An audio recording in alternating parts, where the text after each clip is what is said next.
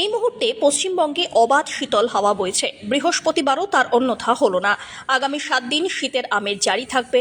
পশ্চিমবঙ্গের আবহাওয়া মূলত শুষ্ক থাকবে। আগামী কয়েকদিন তাপমাত্রায় উল্লেখযোগ্য পরিবর্তন নেই, জানালো হাওয়া অফিস।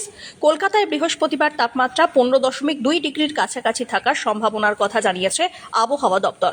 বুধবার দিনের সর্বোচ্চ তাপমাত্রা ছিল 25.2 ডিগ্রি। বাতাসে জলীয় বাষ্পের পরিমাণ, আপেক্ষিক আর্দ্রতা 47 থেকে 90%। এই সপ্তাহের মাঝে আরও নামতে পারে কলকাতার পারদ।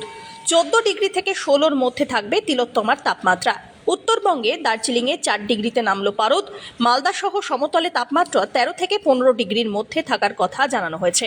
আগামী 7 দিনে দার্জিলিং সহ পার্বত্য অঞ্চলের তাপমাত্রা 4 থেকে 6 ডিগ্রি সেলসিয়াসে থাকবে। উত্তরবঙ্গে এখন বৃষ্টির কোনো পূর্বাভাস নেই, আবহাওয়া থাকবে শুষ্ক। ব্যুরো রিপোর্ট, আজ বাংলা।